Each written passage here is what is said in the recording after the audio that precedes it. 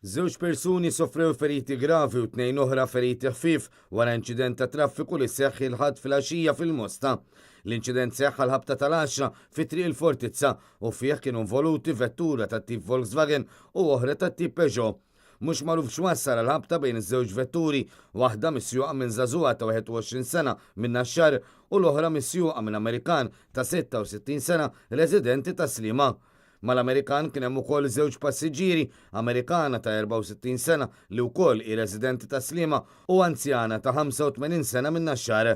Fil-post kellhom jissejħu wkoll membri mid-Dipartiment tal-Protezzjoni Ċivili li jgħenu biex xi persuni setgħu jinħarġu mill-vetturi. Barra minn hekk tim mediku b'ambulanzi ħadu lil 4 persuni l-isptar għall-kura lill-Amerikan ta' 66 sena, lill-anzjana ta' 85 sena, liż-żagħżugħa ta' 21 sena u lill-Amerikana ta' 64 sena.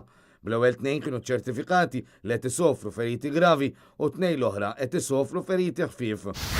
Raġel ta' 32 sena minn Naxxar weġġa u teħet l-isptar Mater Dei għall-kura wara li kien involut f'inċident ta' traffiku li seħħ tnejn filgħodu fin-Naxxar stess.